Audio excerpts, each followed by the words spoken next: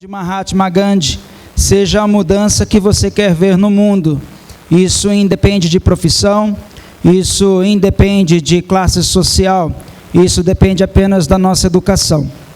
Prosseguindo também, eu quero apresentar o nosso palestrante de hoje, fazer um cronograma de palestras que temos realizado nessa nossa jornada.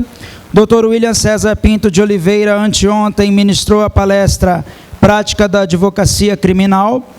Ontem nós tivemos aqui a palestra Direito Médico e da Saúde, Judicialização e Pesquisas com Seres Humanos, ministrada pelo Dr. Francisco Tadeu Souza. E hoje nós teremos a palestra Aspectos Relevantes do Direito da Propriedade Intelectual, com o Dr. João Augusto Cardoso. Dr. João Augusto Cardoso, que é professor na Universidade Paulista, campus de Limeira, há 14 anos, foi professor na Faculdade de Direito da Unimep e nos cursos de pós-graduação em Administração de Empresas, na EPP e na Facens, lecionando Propriedade Industrial e Direito Empresarial. Advogado especializado em Propriedade Intelectual e agente da Propriedade Industrial. É bacharel em Ciências Jurídicas e Sociais pela Unipinhal, mestre em Direito pela Unimep e cursou doutorado em Ciências Jurídicas e Sociais pela UMSA. Atualmente cursa doutorado em Desenvolvimento Humano e Tecnologias na Unesp. Pós-graduado em Administração de Empresas pela Escola de Engenharia de Piracicaba, em Direito da Economia e da Empresa pela Fundação Getúlio Vargas do Rio de Janeiro e em Educação à Distância pela Unip. Cursou Direito Comercial Internacional na Stetson University, nos Estados Unidos, Propriedade Industrial na Escola da Magistratura do Estado do Rio de Janeiro e no Instituto Nacional da Propriedade Industrial, INPI. Propriedade Intelectual e Direitos Autorais, ambos pela Organização Mundial da Propriedade Intelectual, OMPI, Propriedade Intelectual para Gestores de Tecnologia pela Unicamp, INPI e OMPI. Autor das obras publicadas Teoria Geral da Empresa, Direitos Autorais no Trabalho Acadêmico, Direitos Autorais dos Escritores e Direito da Educação à Distância, dentre outras obras literárias como autor e coautor. Por favor, doutor, tome seu lugar à nossa frente e o recebamos com uma grande salva de palmas. Professor doutor William Marque, eu não poderia iniciar sem antes fazer uma referência a você, pela gratidão, pela honra que nos deu com o seu convite. Demais professores aqui presentes, alunos do curso de Direito, boa noite a todos. Nesse primeiro momento, o tema, que seria evidentemente muito mais longo, que demoraria uma semana, 6 meses, 4 anos, 6 anos, nós vamos sintetizar apenas alguns aspectos que são aqueles de maior relevância atinentes ao direito da propriedade intelectual. E é nesse patamar, quando nós pensamos em direito, se quiser passar, por favor, da propriedade intelectual, há aí uma antiga celeuma jurídica, à medida em que alguns doutrinadores entendiam que a propriedade intelectual é um dos ramos, eu não vou dizer mais controvertidos, mas é um dos ramos mais complexos do direito contemporâneo. Ele suscita de legislação atualizada, conhecimento atualizado e também interdisciplinar, porque ele acaba envolvendo outras áreas do conhecimento humano que não somente o direito. E aí nós temos as engenharias, nós temos as áreas da farmácia, da química, enfim, das ciências agronômicas, de uma forma bastante genérica. Então pensemos, qual é a celeuma propriamente dita? Em princípio, a expressão direito da, porque propriedade intelectual, assim como é conhecida em vários países do mundo, e no Brasil nós também chamamos de direito da propriedade intelectual. E quando nós pensamos em direito, nós precisamos ter um conceito. O que é direito da propriedade? Evidentemente, vocês já estudaram isso em sua graduação, e eu trouxe aqui uma macola com alguns artigos da Constituição Federal, que eu peço licença para indicar para vocês. Direito, de uma forma geral, atinente à propriedade intelectual, nós temos a questão da propriedade. Então, nós temos aqui, o direito da propriedade é o direito que temos de usar, gozar e fruir, e dispor de um determinado bem, e de reavê-lo de quem quer que injustamente o esteja possuindo. Até aqui não há nenhuma novidade para nós. Entretanto, desde logo, no artigo 5º da Constituição Federal, nós temos a expressão propriedade, e eu peço licença para ler para vocês. O caput: todos são iguais perante a lei, sem distinção de qualquer natureza, garantindo-se aos brasileiros e aos estrangeiros residentes no país a inviolabilidade do direito à vida, à liberdade, à igualdade, à segurança e à propriedade, nos termos seguintes. Mais adiante, no inciso 22, nós temos: é garantido o direito de propriedade.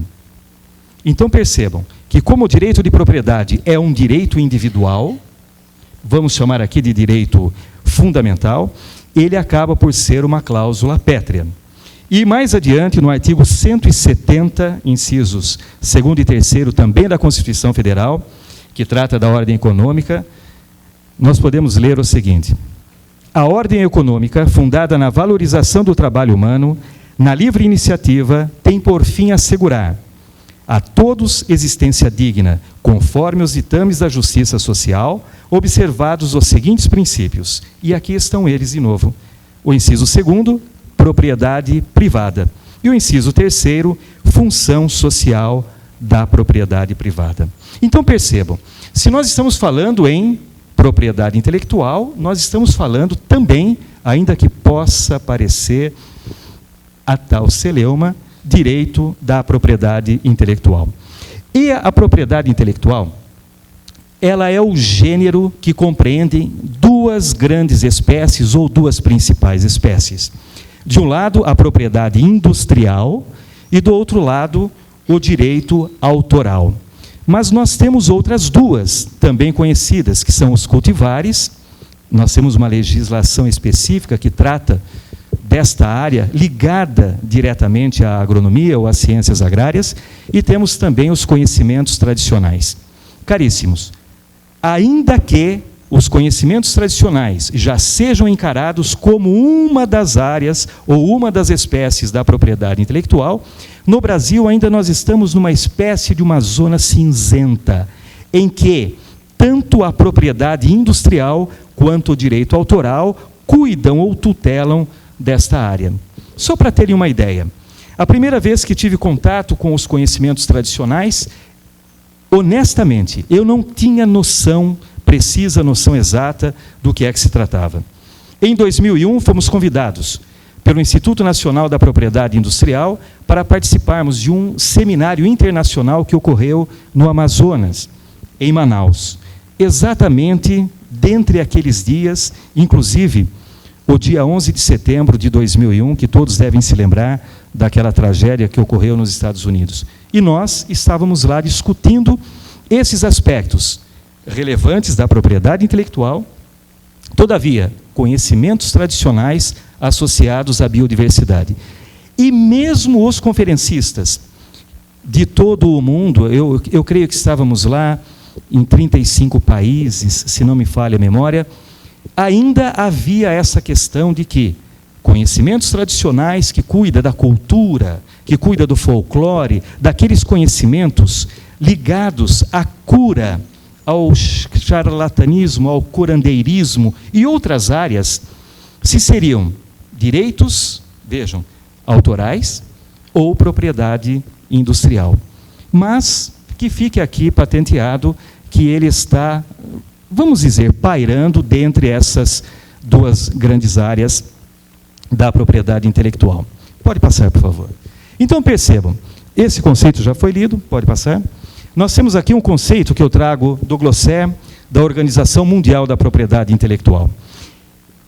A OMP, ela foi criada em 1967 e esse glossário está sempre sendo revisado em alguns países do mundo. ela tem sede em Genebra e é um dos 14 órgãos especializados da Organização das Nações Unidas. Então nós temos lá, por propriedade intelectual se entende, vejam, os direitos relativos às obras literárias, artísticas e científicas, as interpretações dos artistas intérpretes e as execuções dos artistas executantes, dos fonogramas e as emissões de radiodifusão, as invenções em todos os campos da atividade humana, as descobertas científicas, os desenhos e modelos industriais, as marcas de fábrica, de comércio e de serviço, ainda que aqui esteja em linguagem antiga, não mais usada, assim como os nomes e denominações comerciais. Hoje, nós temos o chamado nome empresarial. E depois, a proteção contra a concorrência desleal e a todos os demais direitos relativos à atividade intelectual nos campos industrial, científico, literário e artístico. Então percebam como é abrangente o conceito de propriedade intelectual. Próximo, por favor. E aqui nós temos um conceito, já especificando ou especializando, de propriedade industrial, que por seu turno se entende em sua acepção mais ampla e se aplica não somente à indústria e ao comércio propriamente ditos, como também ao domínio das indústrias agrícolas e extrativas e a todos os produtos fabricados ou naturais. Por exemplo, vinhos, grãos, folhas de tabaco, frutos, animais, minerais, águas minerais, cervejas, flores, farinhas, etc. Este conceito, ele é legal, ao mesmo tempo que ele está na Convenção da União de Paris, do qual o Brasil foi um dos 11 primeiros países signatários em 1883, ela foi promulgada em Paris em 1886. E o Brasil, imaginem, ainda no chamado Brasil Império, já estava participando desse movimento mundial de proteção da propriedade intelectual. E depois também, no glossário da Organização Mundial da Propriedade Intelectual, reproduz exatamente o mesmo conceito. E vale lembrar que a CUP, Convenção da União de Paris, ela, embora um tratado internacional, ela faz parte de nosso ordenamento jurídico interno. Então vejamos, quando nós tratarmos desses direitos que se relacionam aos estados, aos países de uma forma geral, nós podemos aplicar a CUP.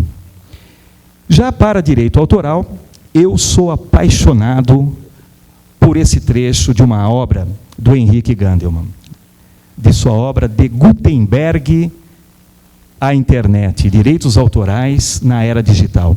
É uma obra de 97, ou seja, aquela ocasião já se falavam nos famosos direitos digitais também, e ele diz: a tendência de alguns profissionais da área, usuários, advogados, generalistas e cultores do direito, é a de encarar os direitos autorais como um assunto de extrema complexidade, o que, aliás, por vezes, é mesmo, e que sua compreensão seria acessível somente aos poucos especialistas da área. Caríssimos, imaginem vocês que quando se formarem e fizerem o exame da OAB, aqui no estado de São Paulo, e somente no nosso estado de São Paulo, nós já estamos mais ou menos no número 330. Dr. William sabe dizer, professor, 330 mil registro da OAB, mais ou menos. O meu ainda é um pouco mais antigo, está lá no 167 mil, que é desses dias atrás. Então percebam, só no estado de São Paulo, aproximadamente 330, exagerando um pouco mais, 350 mil advogados registrados na OAB. É um número expressivo. Agora façamos uma conta rápida, quem tiver facilidade para fazer aí uma conta, imaginem que em 99, o mesmo ano que eu fiz a minha inscrição na OAB, o meu número de inscrição no INPI, que é o Instituto Nacional da Propriedade Industrial, enquanto agente da propriedade industrial, na mesma relação, na mesma época, é número 611. Vamos comparar. Minha OAB, 167 mil e alguma coisa. E o meu registro no INPI, 611. E ele foi até 2010, 2020 registros aproximadamente. Então notem a distância astronômica entre os profissionais, cultores do direito de uma forma geral, os advogados e outros especialistas, e daquele técnico mais especializado que é o agente da propriedade industrial. Então percebam, 611 para 167 mil, hoje para 330, 340 mil, que percentual isso daria? Eu não sei dizer, mas é extremamente ínfimo. E é esta gama de profissionais que lida com essa área dos direitos atinentes à propriedade intelectual. Esse conceito está em nossa obra. Ele é abrangente porque traz em seu bojo alguns elementos da própria lei de direitos autorais. Então vejamos, o direito autoral é o arcabouço jurídico que compreende a proteção de obras intelectuais, aqui entre aspas a parte da legislação, expressas por qualquer meio ou fixadas em qualquer suporte, tangível ou intangível, tais como os textos e obras literárias, artísticas ou científicas, bem como a música, escultura, pintura, ilustrações e desenhos, fotografia, programa de computador, entre outras elencadas no artigo 7º da Lei do Direito Autoral e no artigo 2º da Convenção de Berna, bem como a repressão à contrafação e ao plágio, ou seja, a reprodução não autorizada de obra intelectual protegida. Então percebamos, além da legislação nacional, a própria lei da propriedade industrial, a lei do direito autoral, nós temos uma gama de tratados e acordos internacionais que regem a matéria. Um deles eu já comentei, que é a Convenção da União de Paris, para a proteção dos direitos da propriedade industrial. O outro, na área dos direitos autorais, é a Convenção de Berna, de 1886, em vigor ainda hoje, com suas respectivas revisões, em Paris, Estocolmo e outras tantas cidades. Então vamos pensar, se propriedade intelectual é de grave importância para a proteção das obras de criação, tanto do espírito quanto da indústria, quanto da área proeminente dos serviços, do terceiro setor, por que não dizer, nós temos esse elemento que é a ligação da propriedade intelectual à questão de estratégia de desenvolvimento.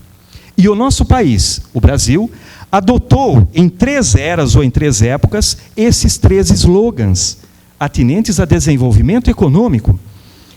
Aproximadamente em 1937, governo de Getúlio Vargas, no Estado Novo, este slogan, que até o Código da Propriedade Industrial de 1971, que esteve em vigor até 1997, ainda seria possível registrar como expressão de propaganda.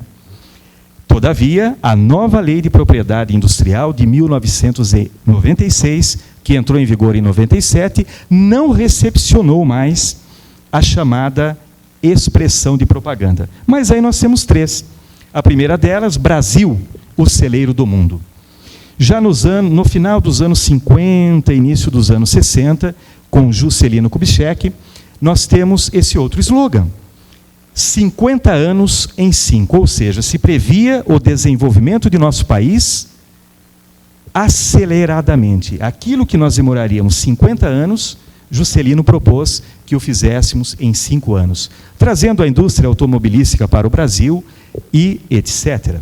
Mas talvez possamos pensar, o que é que tem a ver propriedade intelectual, por exemplo, com o desenvolvimento econômico, com a indústria automobilística? Caríssimos, estão essas áreas íntima e infimamente ligadas entre si. A mais nova é essa frase, fazer o bolo crescer para depois dividi-lo.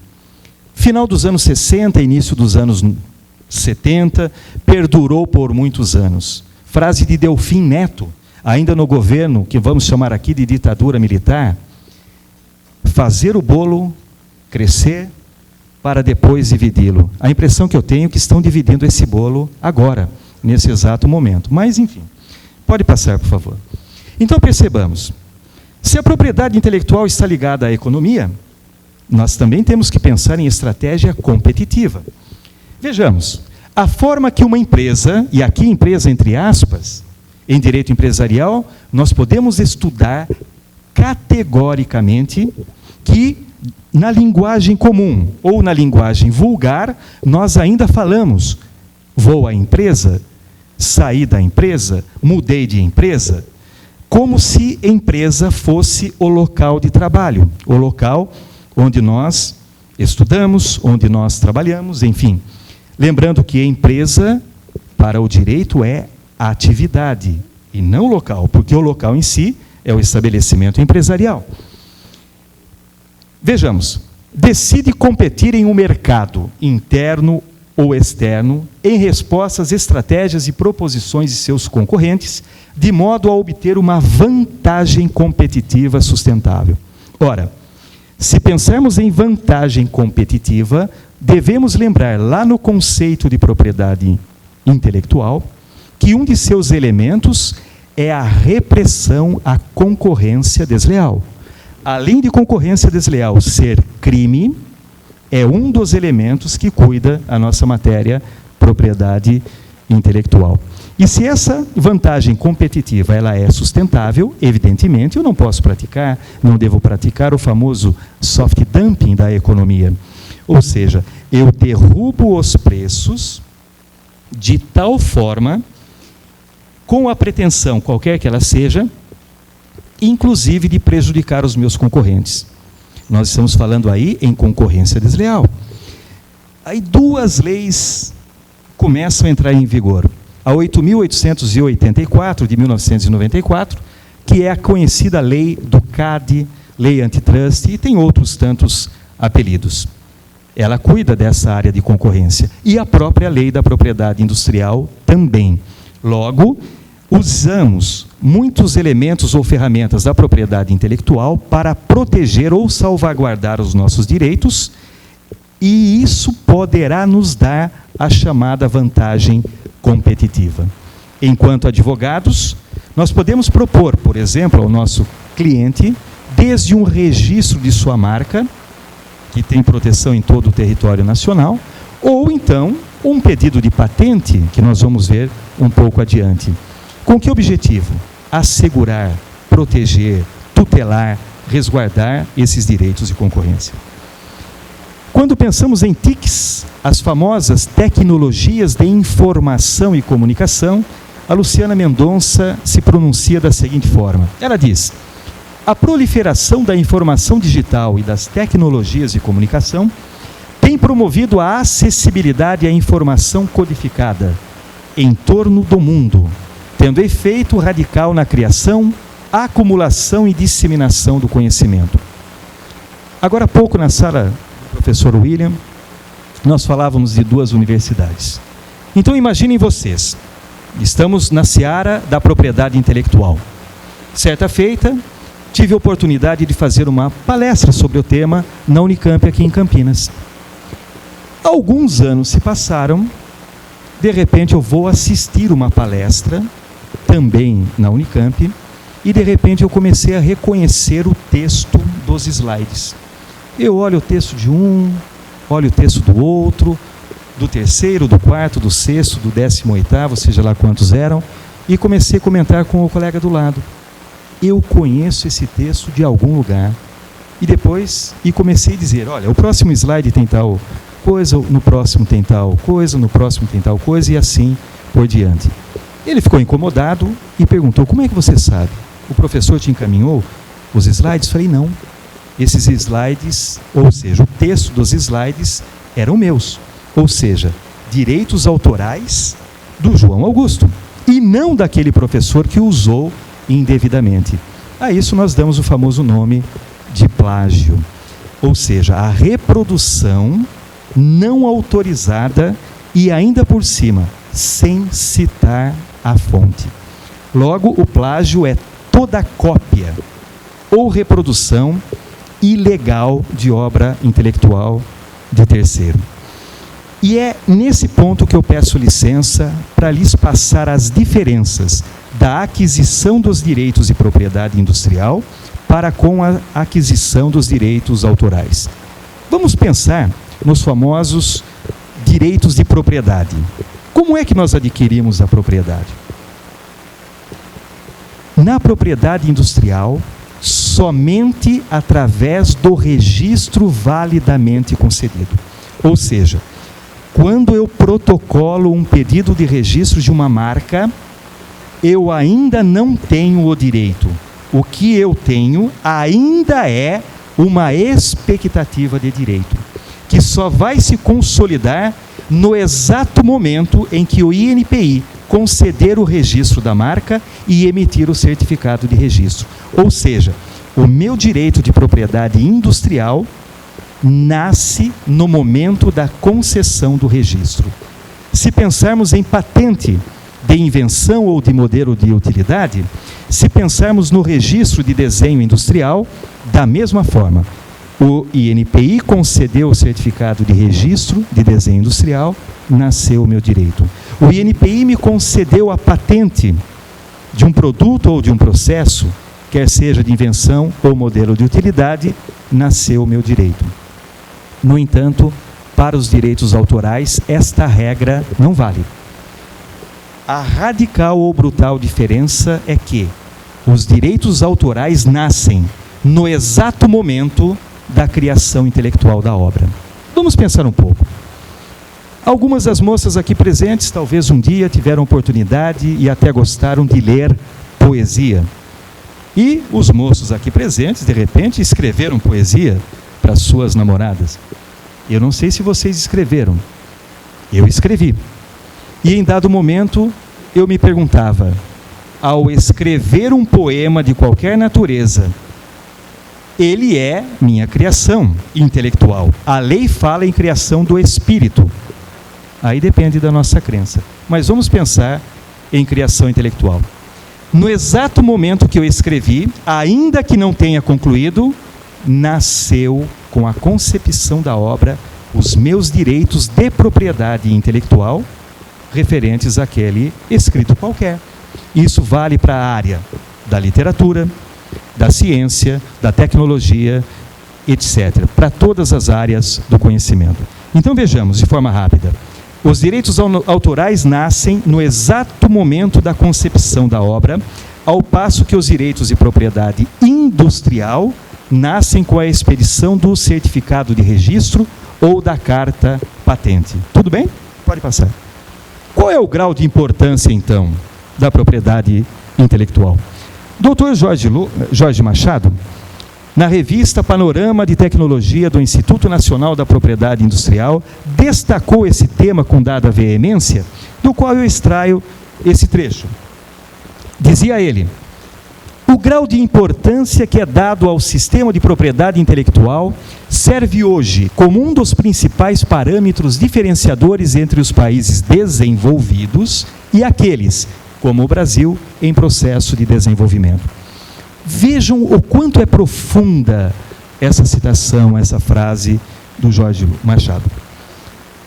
Eu me recordo, nos anos 90, houve uma coletiva para a imprensa e estavam presentes o então presidente dos Estados Unidos, Bill Clinton, e o ex-presidente da República, Fernando Collor de Mello. Em dado momento, as câmeras lá captaram uma determinada cena que ficou uma incógnita, ou então um grande ponto de interrogação em toda a nação.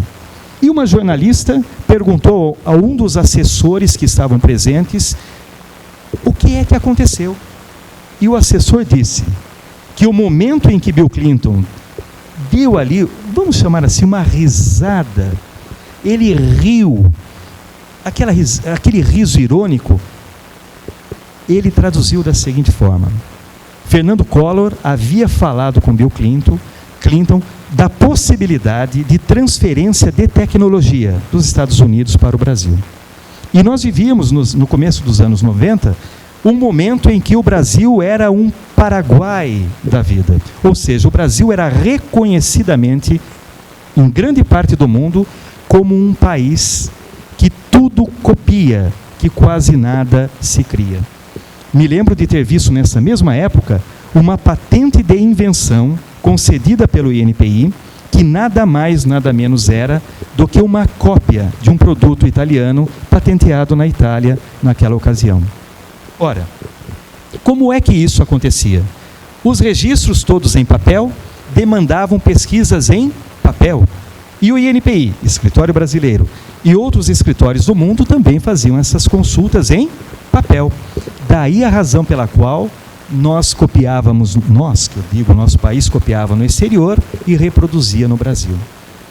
E nos tornamos, naquela ocasião, o chamado país da livre pirataria, onde se reproduz livremente software, todas as obras em criação intelectual, filmes, etc, etc, etc. Mas é claro que aqui, nesse salão nobre, nenhum de nós faz isso, é óbvio que não. Aqui na Suíça nós não copiamos software, nós não reproduzimos filme, nós não fazemos isso. E foi por essa razão que o governo brasileiro se empenhou na modificação do antigo Código da Propriedade Industrial de 1971, de um governo militar protecionista para a tecnologia nacional, na mesma época em que nós começamos a perder cientistas valorosos brasileiros para todas as potências do mundo. Os cientistas não conseguiam proteger no Brasil os seus inventos, eles faziam ciência em outros países, na Alemanha, nos Estados Unidos, na França, Inglaterra, etc., no Japão. Então percebam, é muito importante, ou seja, o tema é da mais grave relevância. E qual é o papel da propriedade intelectual em relação à inovação tecnológica? É simplesmente tratar da proteção em propriedade intelectual de processos, produtos e serviços. Ou seja, dá para notar que esses três elementos estão ligados à atividade empresarial, mas não só, à atividade pessoal também. Volta, isso. Quando pensamos em processos, é possível registrar um processo? Aqui nós estamos na seara da propriedade industrial. Nós podemos ter patentes de processos de fabricação, processos de produção. Patentes de invenção, se o processo for novo, for inédito, e também patentes de produtos. E relacionados aos serviços, nós temos, evidentemente, as marcas para distinguir um produto ou um serviço idêntico ou semelhante de um outro qualquer. Certo? E ainda, essa proteção ainda recai em termos de informação tecnológica, direitos autorais ou propriedade industrial, desenvolvimento tecnológico, idem, indicador de ciência, tecnologia e inovação, e como nós já dissemos, e aqui nós estamos repetindo de forma proposital, também como estratégia competitiva. Pode passar, por favor. Obrigado. Inovação tecnológica e competitividade, ou seja, a proteção da propriedade intelectual. Pode passar. E aqui nós já estamos caminhando para o final, de forma bastante resumida, ou, como dizem os franceses, em largas pinceladas, em en passant. De um lado nós temos invenção. Vejam, em um dos conceitos que nós lemos no início de nossa fala, referentes à propriedade industrial, a OMP, Organização Mundial da Propriedade Intelectual, e a CUP, a Convenção da União de Paris, expressamente anotaram descoberta. Vejam, será mesmo que nós podemos patentear uma descoberta? Será mesmo que nós podemos proteger uma descoberta? Vamos pensar o seguinte: quando nós estamos no campo da descoberta, e aqui estamos falando em ciência, eu devo lhes dizer que estamos tratando de algo pré-existente na natureza. Passamos de conta que alguém tropece, caia com o nariz no chão e com óculos extremamente potentes, mais potentes do que um microscópio eletrônico, olhamos no chão uma determinada bactéria. E essa bactéria, aos olhos desse biólogo especialista, ela é completamente desconhecida. O que é que nós temos aqui? Se ele descobriu um ser vivo, eu não vou chamar de novo, mas um ser vivo desconhecido, nós estamos falando que ele descobriu vida pré-existente na natureza. Ou seja, não houve nenhuma atividade inventiva. logo descoberta. Se de repente nós falarmos, descobrimos a cura para o câncer, a descoberta em si não é patenteável. Mas o que é que nós podemos patentear se estamos falando, por exemplo, numa descoberta da cura do câncer? Nos fármacos, nos medicamentos, ou seja, nós podemos patentear fármacos, medicamentos e as drogas de uma forma geral. Então percebam, nós precisamos separar a descoberta das invenções. E se eu penso numa invenção, eu estou falando em algo novo. Eu estou dizendo que é algo inédito, não só em nosso país, mas em todo o mundo. Nós não podemos reinventar a roda, mas nós podemos inventar um processo de fabricação diferente da roda, como aconteceu aqui em Limeira, na Fumagalli. Um inventor, um engenheiro, eu não me lembro mais o nome dele, mas ele mudou o processo de fabricação e pediu uma patente. Do quê? De fabricação da roda. A forma de produzir a roda de ferro, de aço, era diferente. Então percebam vocês, descobertas não são acolhidas pela propriedade intelectual. Mas se nós fizermos um relatório científico, um escrito qualquer sobre essa descoberta, o relatório, o texto escrito, nós podemos proteger pelos direitos autorais. E se há algum elemento novo, nós podemos proteger através de uma invenção. Se porventura alguém aqui perguntar, os liquidificadores atuais, eles gozam da proteção de patente? E eu vou lhes dizer, de patente, sim, e também de desenho industrial. Mas espera lá, o inventor já não criou o liquidificador há muitos anos atrás? A resposta também é sim. Vamos dizer que o primeiro liquidificador conquistou ou recebeu uma patente de invenção. Essas patentes têm um tempo, um prazo de duração, a de invenção no Brasil de 20 anos e a de modelo de utilidade de 15 anos. Então vejamos, a patente é um direito temporal, ela nasce e ela morre, ela se extingue. A partir do momento que foi declarado uma patente ou objeto da patente de utilização possível por todo o público, qualquer um pode usar, qualquer um pode gozar, qualquer um pode fruir. Agora vejamos, se porventura eu produzir um liquidificador novo, mudar os materiais, em vez de uma única velocidade eu colocar 2 velocidades, em vez daquele antigo copo de alumínio eu colocar um copo de acrílico, enfim, eu fiz uma série de inovações tecnológicas, aí sim nós estamos falando numa patente de modelo de utilidade. Então percebamos, há requisitos para a patente de invenção, como também há um requisito a mais para a patente de modelo de utilidade. Para a invenção, a novidade. Nós temos que ter também a suficiência descritiva. O inventor tem que descrever com proficiência, com suficiência, a sua invenção. A atividade criativa, tem que haver criação intelectual e também a aplicação industrial. Ora, nós poderíamos inventar uma ponte como exemplo. Aliás, é um exemplo bastante simples e grosseiro, só para lhes dar uma ideia.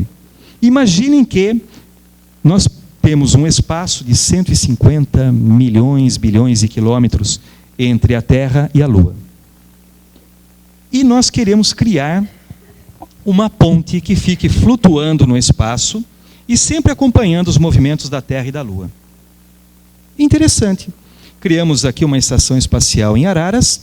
Esse nosso foguete, como uma nave espacial qualquer, sai de Araras e pousa na cabeceira da ponte mais próxima da Terra.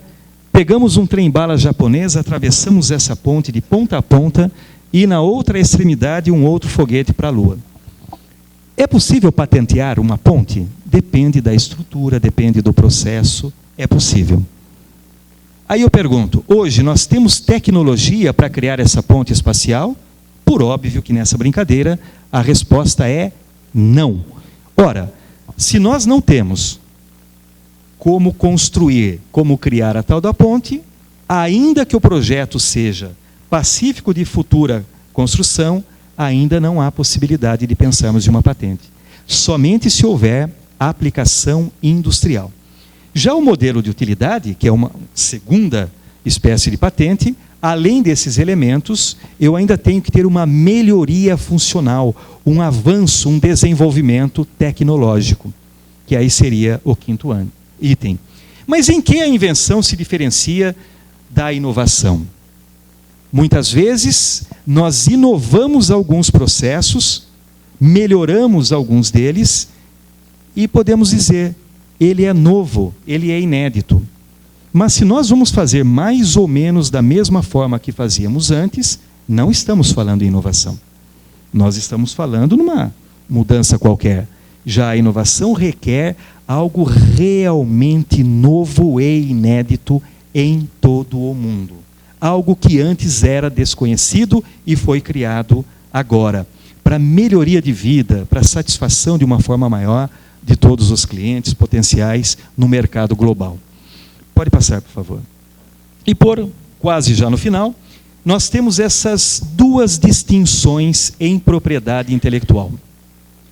Quer seja para a concorrência, para estarmos adiante da concorrência, e também como uma estratégia competitiva, e também para preservar os nossos direitos, nós temos os registros e temos as patentes. Uma marca e um desenho industrial, no âmbito da propriedade industrial, recebem o registro. Então não há que se falar em patentear uma marca, e sim em registrar uma marca. E acreditem que mesmo advogados, algumas vezes me ligam, olha, o meu cliente quer patentear uma marca. No Brasil isso não é possível. No Brasil é registro de marca. Daí a expressão marca registrada. Registro de desenho industrial. E para a propriedade industrial ainda nós temos as patentes. Para relembrar, são patentes de invenção e patentes de modelo de utilidade. E o que é que nós recebemos? Uma carta patente. Aqui sim nós estamos falando em patentear. Já para os direitos autorais, nós estamos falando necessariamente em registros de obras intelectuais. Registros de textos escritos de qualquer natureza, registro de uma bula de um medicamento qualquer, registro de um jornal, registro de um livro, de uma revista e qualquer outro escrito.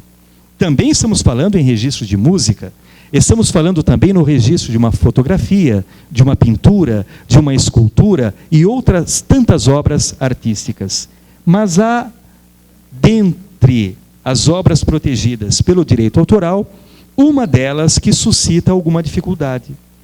Há ainda uma celeuma jurídica com relação ao programa de computador, em que alguns países patenteiam programa de computador. No Brasil, nós registramos programa de computador, como que era a lei. Ora, um determinado produtor de software norte-americano intentou no Brasil um pedido de patente de programa de computador. Por óbvio, o INPI indeferiu, indicando que no Brasil não é patente, é registro. E o que ele fez?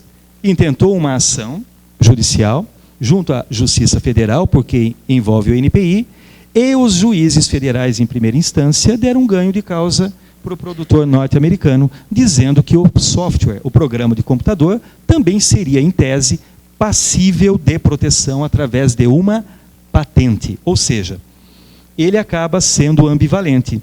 Ora, nós podemos pensar no programa de computador como patenteável, mas isso ainda é raro, mas a via de regra é o programa de computador como registro. O próximo slide, por favor. A bibliografia utilizada para essa nossa curta conversa e o próximo. Grato a todos pela preciosa atenção de vocês. Eu me coloco à disposição para que, se quiserem, façam alguma pergunta atinente à nossa área. Fiquem à vontade.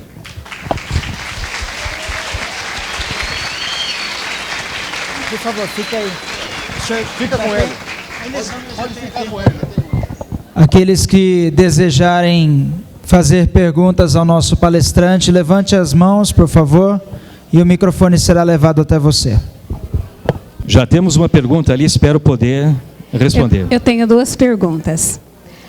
Na seara da ciência, da tecnologia e da pesquisa, eu li a respeito de um vegetal, uma planta da nossa fauna, da nossa Amazônia, que foi patenteada no Japão, daí a fabricação de medicamentos. Isto é inovação.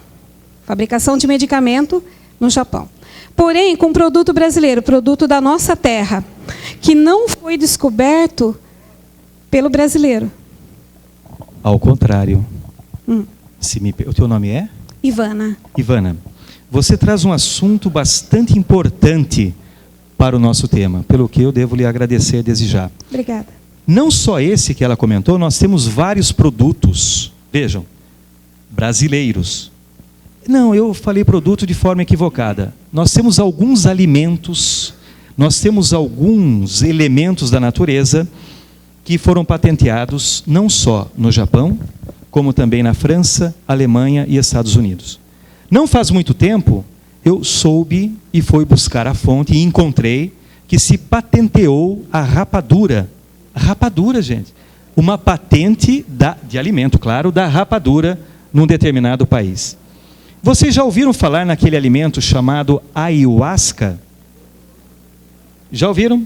Ayahuasca é um alimento extremamente nutritivo que paira dentre toda aquela região amazônica, colombiana, amazônica brasileira também. E enquanto alimento muito nutritivo, Ivana, levaram do Brasil e parte da Colômbia para um laboratório, se não me falha a memória, da Alemanha, e eles conseguiram 2 patentes. Então hoje estão brigando, não, eu acho que essa briga já terminou, para cancelar ou anular essas patentes, quer seja da rapadura, quer seja do ayahuasca. Quando nós pensamos nesses alimentos, que às vezes, alguns medicamentos que os nossos povos indígenas já trabalham com eles há milhares de anos, nós estamos falando em conhecimentos tradicionais. Imaginem vocês, o que é que faz parte, por exemplo, de um conhecimento tradicional? Nós temos uma nação indígena e ali nós temos a figura do chamado pajé. O pajé, que seria o médico daquele grupamento indígena, ele vai fazer uma certa cerimônia, ele vai cantar, ele vai dançar, ele vai usar um traje ou uma indumentária adequada para aquela cerimônia. E ele vai dar algum tipo de erva que ele pode ter misturado, amassado, cozido, o curandeiro também, cozido. E deste ritual todo, de repente, ele poderá ou não contribuir com a cura daquele seu paciente em potencial. Quando falamos em conhecimentos tradicionais, é a soma de tudo isso. A roupa que ele usou, se ele usou um cocar diferente, se ele fumou alguma coisa, se ele cantou, como cantou. Então estão interligados esses conhecimentos, daí a expressão conhecimentos tradicionais, que são milenares. E alguns deles saíram de algumas tribos da Índia, da África, e por que não dizer do Brasil. Eles colhem isso que já está pronto. É claro que a dança não interessa para o laboratório farmacêutico, a roupa, a canção também não interessa, mas o princípio ativo daquele medicamento ou daquela droga, dependendo de como foi feito, poderia, em tese, ser passível de patenteamento no exterior. E o INPI brasileiro e outros órgãos de proteção da propriedade intelectual têm trabalhado nesse sentido para se coibir esse tipo de prática. Eu respondi a tua pergunta? Muito grato, Ivana. A outra pergunta é sobre qual a sua postura quando o senhor viu a sua matéria explícita no trabalho da pessoa que o senhor estava assistindo à palestra. Qual foi a sua postura e se o senhor tinha registrado isso como... Outra pergunta interessante. Não foi novidade nenhuma. Eu só experimentei daquela sensação estranha e desagradável de ver o trabalho copiado e a outra pessoa usando como se fosse de sua criação intelectual. Ivana, se você observar esses slides, tem muitas citações. Ali a referência bibliográfica ela é longa, ou seja, não é 100% de minha criação, mas estamos citando, evidentemente, os seus referidos autores. Então, a sensação é aquela sensação de desconforto. E se é direito de propriedade, a sensação é que a minha propriedade havia sido furtada, se é assim podemos dizer. Mas isso eu já experimentei antes, talvez razão pela qual eu adentrei ao ramo dos direitos autorais, foi quando em 1986, caríssimos, esses dias atrás, alguns aqui de repente nem tinham nascido ainda, mas 86, tive a oportunidade de participar de um congresso de jornais do interior, tanto no Guarujá quanto em Caxambu, no mesmo ano. Posteriormente, escrevi um artigo para o jornal de Limeira.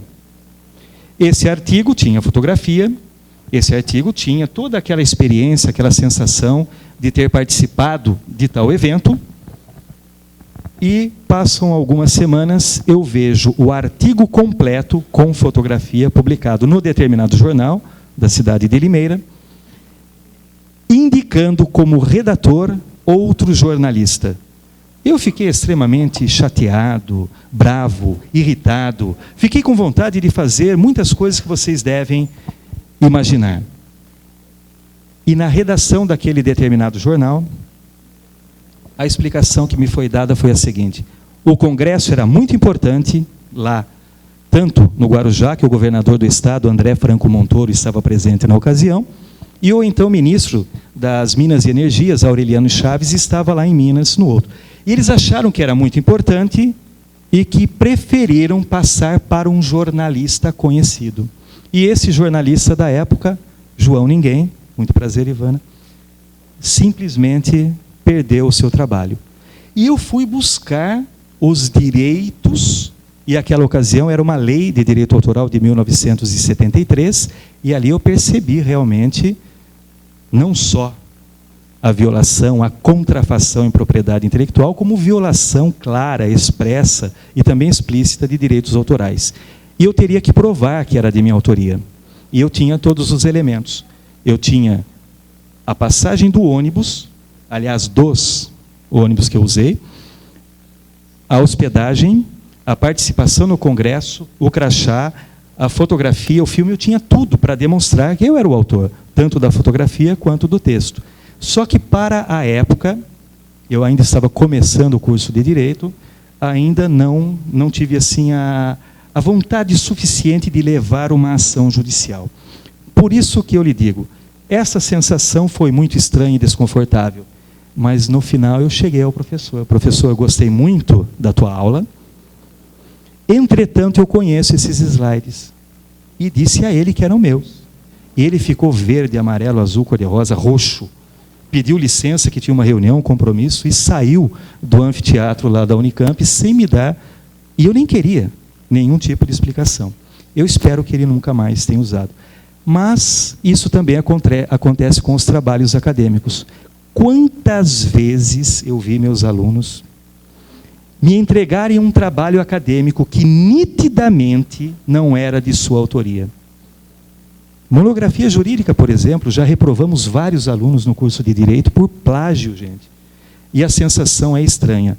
E o mais engraçado é que teve uma moça, ela jurava de pé junto que o trabalho era de autoria dela. Ela batia os saltos altos da sua sandália de tal feita que nós estávamos mais preocupados em que momento que eles iriam quebrar do que com o xerique que ela teve. E eu ainda precisei dizer a ela: querida, essa primeira parte do seu trabalho você copiou do site www, blá, blá, blá, blá, blá, blá, não sei o que, PDF, do autor Fabrício não sei o que das quantas. Essa segunda parte do seu trabalho veio do site tal, do autor tal. A terceira parte e última do seu trabalho era do autor tal, da faculdade tal, e www. Ela ficou roxa, continuou brigando, aí por último ela percebeu, não tem jeito, descobriram. Ela sentou, poeira baixou e recomendamos a ela, retire o trabalho. E ela: professora, eu não vou conseguir fazer uma monografia em 15 dias. você prefere ir para a banca, você será reprovada por plágio. E o orientador dela, ao lado, como estátua, né? Pasmo. Ela o levou na conversa durante algum tempo. Resultado, ela veio nos consultar se ela poderia intentar uma ação judicial em face da empresa ou do autor que ela contratou para escrever o trabalho para ela. Além de plágio, nós estamos falando em outros crimes, falsidade ideológica e também estelionato. E ela desistiu da ação, não sei porquê, mas ela desistiu. Nós temos lá no fundo,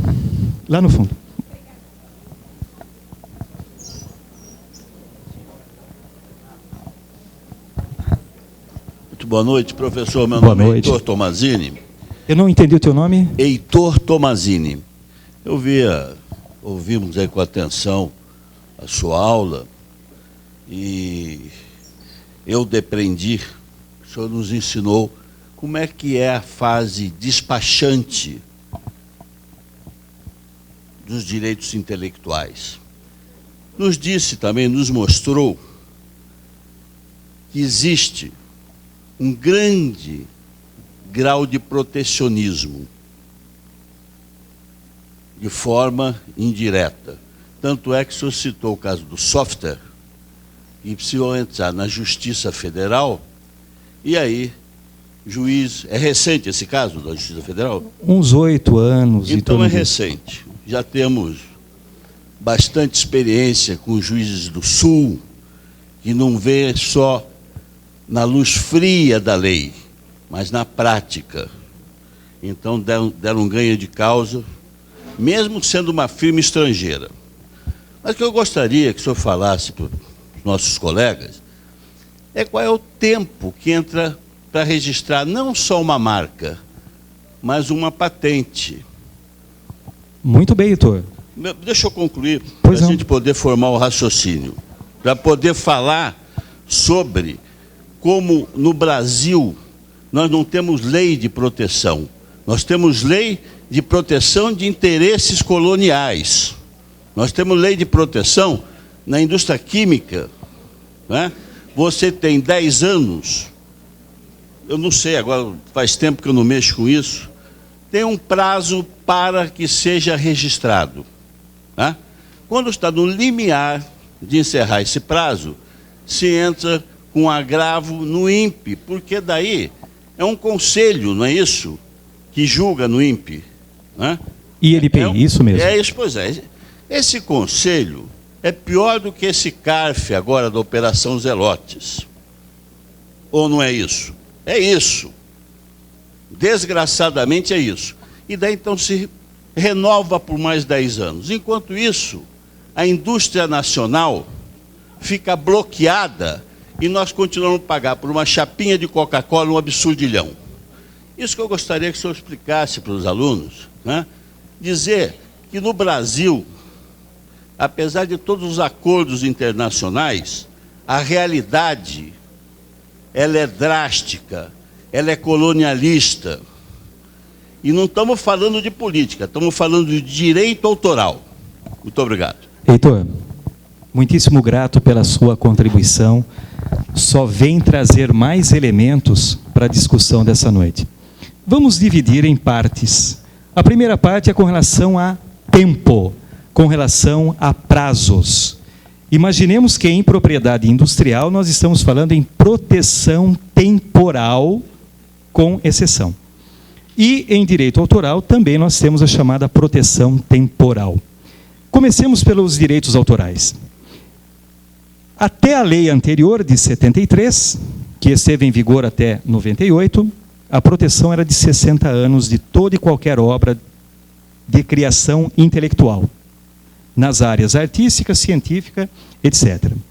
Então vejam, os textos, pinturas, esculturas, hoje gozam de uma proteção legal de 70 anos. Ou seja, eu escrevi uma obra intelectual, peço o registro, eu tenho 70 anos de proteção.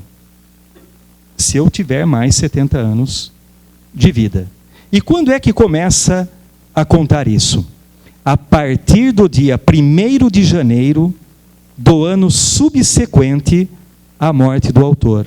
Ou seja, eu posso morrer com 100 anos, no ano seguinte começa a contar o prazo de proteção daquela propriedade intelectual por mais 70 anos. E somente depois disso é que a obra cai em domínio público. Vamos pensar um pouco. Uma editora aqui da cidade de Campinas, ela começou a publicar Tratado de Direito Comercial de Carvalho de Mendonça. A égide da lei, eles contaram o prazo e estava dando 70 anos da morte do... Perdão, na época 60 anos da morte do autor. Só que eles contaram errado. Eles contaram do ano que ele morreu, mas a proteção começa um ano depois, ou seja, no dia 1º de janeiro do ano subsequente. E os herdeiros de Carvalho de Mendonça intentaram em juízo uma determinada ação e conseguiram parar a publicação. Não houve um acordo naquela ocasião. Então, isso para os direitos autorais. Para a propriedade industrial, os prazos de proteção ainda. Depois nós vamos falar dos outros prazos que Heitor muito bem colocou. As marcas gozam de um prazo de proteção a partir do registro por 10 anos. E esses prazos são renováveis sucessivamente enquanto a marca for usada. Ele muito bem ilustrou com a marca da Coca-Cola. No Brasil ela está registrada, eu nem lembro desde quando, dos anos 50, dos anos 60, alguma coisa assim. E de 10 em 10 anos, esta marca é renovada, enquanto ela for usada. Heitor, tudo bem? Entretanto,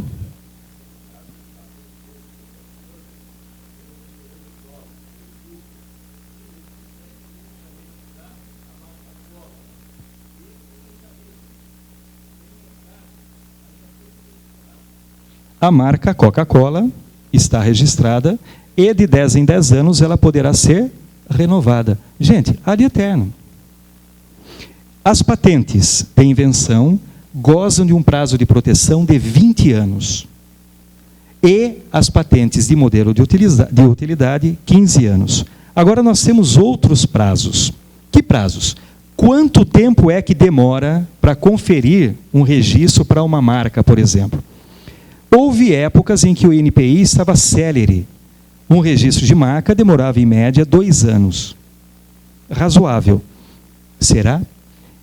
Nós temos algumas marcas, eu tenho algumas marcas em andamento, que já estamos no 4º ano, e a marca ainda não foi concedida. Uma marca minha, própria, não era de nenhum cliente, minha, ela levou 5 anos. Isso porque houve um tropeço qualquer na fase administrativa. Houve uma incorreção na publicação, na revista da propriedade industrial. Eu, muito inocente, pedi para o INPI corrigir. O INPI corrigiu. Eu perdi aí uns 2 anos nesse processo administrativo todo, que o Heitor chamou da fase de despachante. Então percebam, esses prazos, eles são fixados por lei. Agora, no direito autoral, tem um outro elemento que eu não comentei, que são os direitos morais e os direitos patrimoniais de autor. Direitos patrimoniais é mais fácil de explicar, porque são aqueles direitos de reprodução da obra, aqueles direitos de aproveitamento econômico de uma obra intelectual qualquer. Já os direitos morais de autor, é o direito que tem o autor de ver o seu nome associado a uma obra. Em Limeira, não faz muito tempo, estava passando pelo anel viário de carro, um outdoor lindo, maravilhoso, muito bem criado, muito bem feito, de uma boutique nova na cidade. E o que me chamou a atenção é que a modelo, me perdoem a expressão, não sei se vocês gostam dela ou não, mas é uma mocinha magrérrima. Aquela moça Gisele Bündchen, não sei se vocês conhecem, estampada no outdoor. Gente, primeiro elemento, estamos falando de propriedade intelectual? Nesse caso, sim, porque o direito à imagem é um direito conexo ao direito de autor. E os seus advogados, não sei se do Rio de Janeiro ou em São Paulo, rapidamente conseguiram uma decisão liminar em Limeira, para que a Baltic tirasse todos os outdoors, além de se falar em indenizações, etc., uso indevido de imagem e outros elementos mais. Eu só não sei por que a Baltic, chique, linda, maravilhosa, não existe mais. Então imaginem, quando nós falarmos em indenização, o quanto é que isso deve ter custado. Que direito Gisele Bündchen usou? O direito moral. Está relacionado ao direito à própria imagem, também protegida pela Constituição Federal em seu artigo 5º. Se não me falha, o inciso 10º, em torno disso. Heitor, respondi a tua pergunta? Alguma, lá no canto, outra pergunta?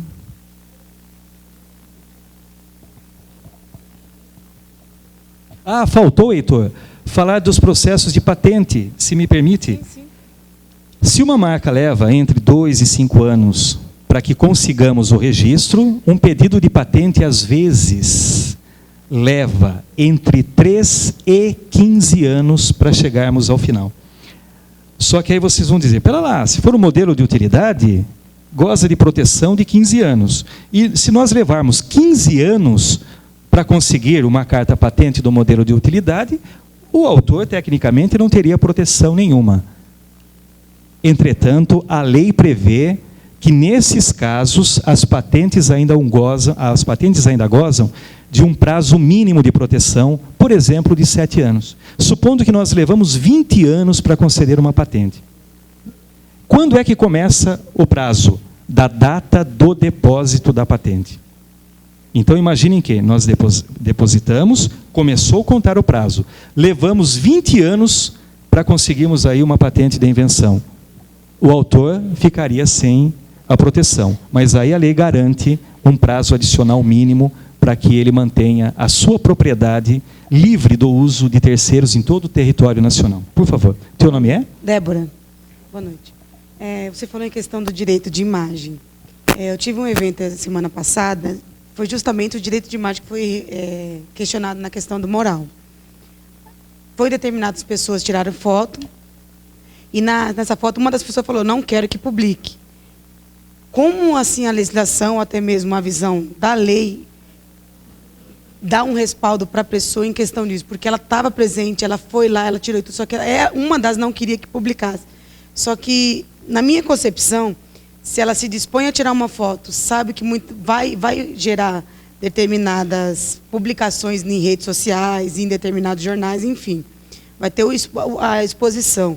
Nesse caso, assim, eu queria saber se tem a necessidade de a pessoa não querer, se é respeitado isso ou não. Porque você falou da Gisele Bündchen, nesse caso de Limeira, que eu até acompanhei. Ela em si não queria que publicasse a imagem dela, porém ela estava utilizando a marca em si. Então, assim, tem as controvérsias, se ela queria, não queria, se foi questão de imagem, se foi questão da própria marca. Então, fiquei sem saber agora, eu queria até... Teu nome mesmo? Débora. Débora. Nós temos alguns elementos aí. Imagine você, eu nem sei em que ano foi isso, gente. Minha menina, hoje com 23 anos, era pequenininha, ela fazia balé no Colégio São José. E nós fomos assistir um espetáculo de balé. Ver a pequenininha dançando e coisa e tal. E eu levei uma câmera para filmar. Eu estava entrando no Teatro Vitória e já fui barrado. Você não pode entrar com máquina fotográfica, filmadora, porque é um contrato de exclusividade da produção cinematográfica e de fotografia também. E eu perguntei para a pessoa que estava organizando, contrato de exclusividade de filmagem e fotografia? Interessante. O senhor tem uma cópia do contrato? Ele olhou, não, nós assinamos um contrato com o Colégio São José. Eu, pois não, mas o senhor tem uma cópia? Porque eu gostaria de ver onde que minha filha, menor de idade, agente, evidentemente, incapaz, absolutamente incapaz, teria assinado. Agora, eu pergunto isso porque eu, como pai responsável, a mãe, nós não assinamos. Logo, tanto é que vocês vão filmar, porque nós assinamos no contrato de prestação de serviços educacionais a possibilidade dessas fotografias e filmagens. Entretanto, era a minha filha que estava lá. E se ele tem o direito de filmar, eu também teria. Ou então eu disse, não tem problema, eu não vou filmar, mas o espetáculo dela o senhor também não vai filmar. Simples assim. Por fim, eu entrei com a filmadora, com a máquina fotográfica, filmei tudo que vocês imaginarem, sem maiores problemas. Mas imagine você, se você vai participar de um evento e você se predispõe à exposição ou visibilidade pública. A pergunta, você pode autorizar a divulgação dessas imagens? Você não pode autorizar, Débora? Nós temos um lado que é o lado da imprensa. Os repórteres fotográficos, jornalistas, têm o direito de fotografar determinados eventos e publicar na imprensa periódica. Tudo bem? Agora, não é para tudo que esta regra vale. Se a moça disse, eu não quero que publique, o que você deveria fazer? Tomar um termo por escrito, que ela não quer que publique. Aí eu pergunto, e o direito à imagem das outras pessoas que estavam na fotografia, no evento? O que era? Era um desfile? Um baile? O que era? Então, é um evento de aniversário de uma... Aniversário. Isso.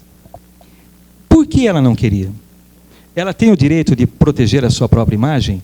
Ela tem. Você poderia publicar a fotografia dela no Facebook? Não. Não poderia. Nem com a imagem borrada. Colocar um quadradinho preto, uma tarja preta? Poderia.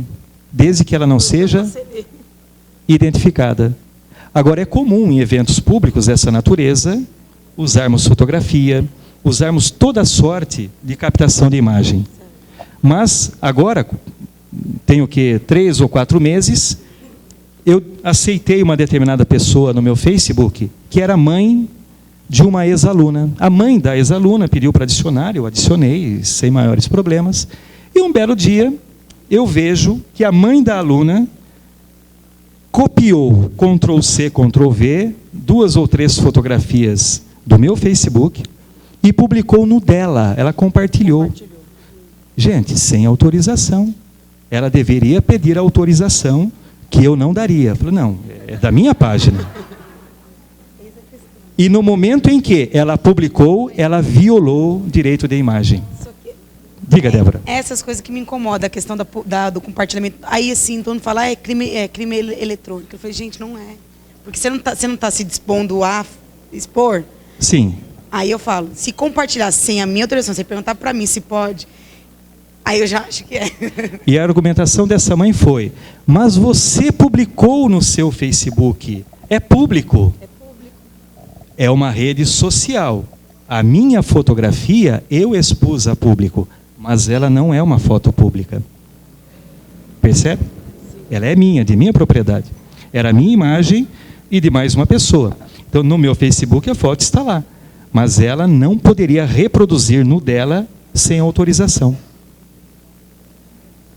Isso acontece muito com a internet. O fato de um artigo científico estar publicado, entre aspas, pela internet, as pessoas têm aquela sensação de que é domínio público. Gente, estar na internet não significa que há domínio público. Significa que há direitos autorais, morais e patrimoniais daquele determinado autor. Respondi, Débora? Alguma pergunta mais, gente? Os mais apressados já disseram, não temos mais perguntas. E aquele moço que ergueu a mão ali vai apanhar na saída. Você tem ali atrás? Sobre?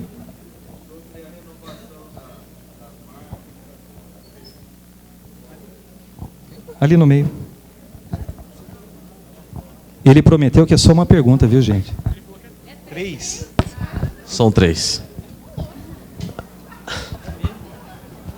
Vamos lá. Teu nome é? Rafael. Rafael, tem gente que já ficou em pé lá no fundo para ver quem é você. É, então. Para te pegar na saída. Vou me esconder aqui. O moço sentou lá. Bom, o senhor comentou a respeito aí das patentes, né? E explanou sobre a questão dos medicamentos e tudo mais. Como que o genérico se dá nessa questão? O genérico nacional a respeito dos remédios nacionais e a respeito também dos remédios com patentes internacionais. Muitíssimo importante, valeu a pena esperar, viu, pessoal? Quando nós pensamos em medicamentos, nós estamos falando que esses fármacos muitas vezes recebem milhares e milhares de dólares de investimento. Nós tivemos um deles, que a empresa farmacêutica francesa, se não me falha a memória, divulgou no Brasil que eles teriam investido 20 milhões de dólares em todo o processo de pesquisa até a aprovação daquele medicamento. Só que o Brasil, vou usar uma expressão entre aspas, que é um jargão popular, o Brasil usou a expressão quebra de patente. Ou seja, nós temos uma lei que prevê que determinadas patentes de interesse nacional ou de interesse da segurança nacional e algumas patentes de medicamentos, elas podem ser, entre aspas, quebradas no Brasil, mas isso por força de lei. Alguns dos genéricos, eles trazem o mesmo princípio ativo de um medicamento qualquer.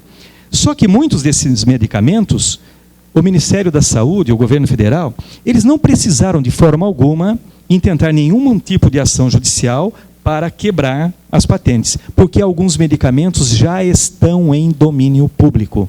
O que é que não se pode usar? É a mesma marca do laboratório, é aquela mesma marca famosa e conhecida que muitas vezes está no mercado já há não sei quantos anos. Então percebam, se nós tivermos um medicamento com patente ainda válida no exterior, e principalmente aqui no Brasil, nós temos a lei que ampara que o governo poderá, dentro do interesse público, e aqui nós estamos falando em o interesse público do tocante à função social da propriedade, que é garantida pela Constituição Federal. Nesses casos, poderemos criar patentes. Vindo para cá, conversava com o Dr. William, que tive contato com alguns cientistas de laboratório em Campinas. E, recentemente, eles criaram em laboratório, vejam, em Campinas, um laboratório pequenininho, que fica na parte dos fundos da casa desses pesquisadores, que eram catedráticos da Unicamp de Campinas. Eles criaram uma tinta extremamente resistente ao calor para um determinado armamento do Exército Brasileiro. Ou seja, esse armamento, ele atira e, devido ao calor extremo, a peça de metal, não sei que metal é, fica incandescente, e nenhuma tinta resistia a essas altas temperaturas. Eles fizeram lá. Aí eu pergunto, gerou patente?